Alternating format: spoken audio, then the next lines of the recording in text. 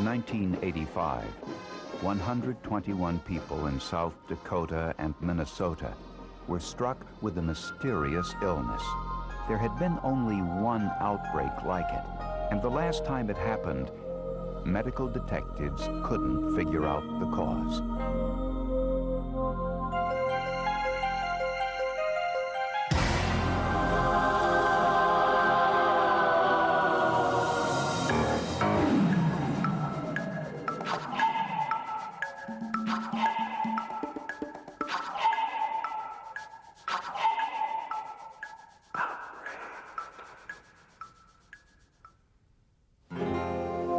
Valley Springs, South Dakota, a tiny farming community of about 800 people, not far from the Minnesota border.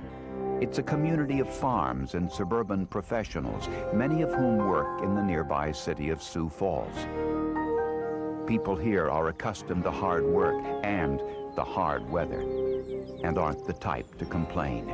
So when some residents began suffering from irregular heart rhythms, fevers, weight loss, diarrhea, edginess, and mysterious aches and pains, they wondered if it was more than a coincidence. I was just fidgety and nervous, and not all the time. I guess that's what threw you off. If it had been that steady, you couldn't have put up with it. Heart would be either, you feel your pulse and it's just pounding, you could feel your heart pounding, and you ached, and your legs and arms hurt real bad. And I started getting chills. Then I'd get hot flashes.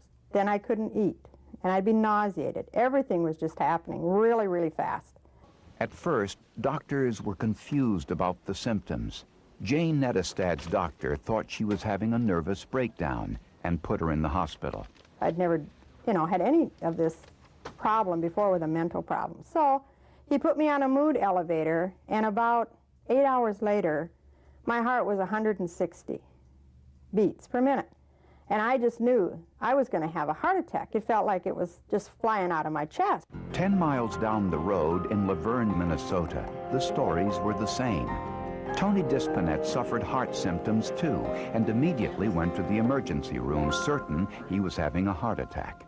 Well, about 3 o'clock in the morning, approximately 3, I woke up with a tightness in my chest, it felt like somebody was sitting on it. Tests revealed it wasn't a heart attack, but he spent 3 days in the hospital as doctors tried to find out the cause.